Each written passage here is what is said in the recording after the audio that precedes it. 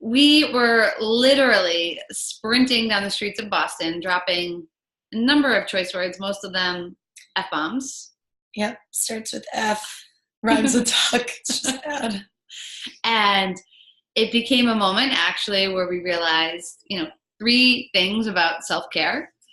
We were coming from a little afternoon of it, and it was squeezing it a little bit too much. But it was a really good opportunity to learn. And self-care is like all the rage. Everyone's always talking about it. And we wanted to break down what we think self-care really means and 3 different ways that you can incorporate it every day, no matter how much time or money you have. Right. That's a little bit simpler. Maybe doesn't include a white robe and a pedicure, but still, if not more effective. Totally. So the first one, eliminating the word should. Just gonna let that sit for just a little bit. Eliminating the word should. Yeah, and so we encourage that because when you're using the word should, it's very disempowering. So you're either making a choice out of guilt because you feel like you should do it for other people. You're afraid of not doing it for other people. You're worried, or something bad is going to happen if you don't. So you don't ever want to make choices from those places. They're not going to be productive choices. So get rid of it. Or if it's from a place where it's something you want to do, like I should go to dinner, but you actually really want to, well, then replace the word should with I want to, I'm choosing to, I value this, I prioritize this. When we start using more empowering language, we feel more empowered, and that is really good self-care. Yep.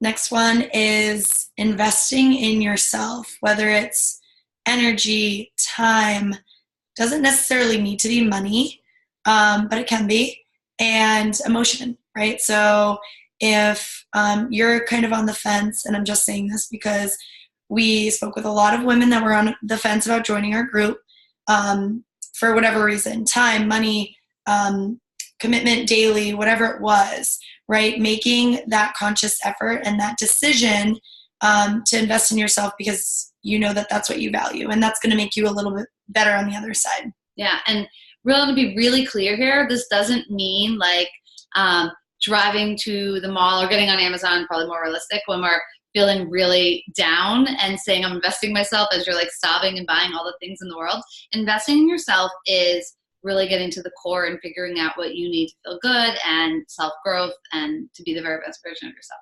Exactly. Yeah. That's like a pretty solid, more tangible one than thinking of the word should, but it's a little bit easier to digest. And the last one, simple things that you can do day to day, simple things that you can incorporate. Maybe it takes you 5 minutes. Maybe it takes you 10 minutes. Maybe you do it in your car in complete silence. It could be a variety of things, and finding those little pieces of heaven throughout each of your day, right? And implementing them day to day. Yeah, and the purpose of that is keeping it simple. So like Mooch said, it doesn't have to be like white robes and like, champagne. Yeah. But obviously we both love that.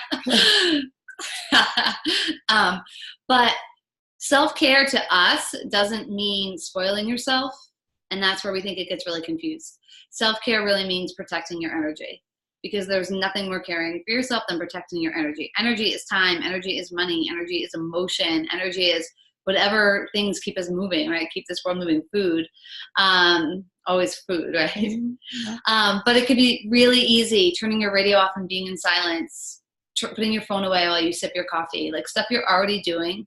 But when you bring a little bit of intention and choice and empowerment to it, really good stuff happens. Yeah, and it's important, right? I mean, I think there's kind of this bad rap around self-care. There's a really good rap, there's a bad rap around it, right?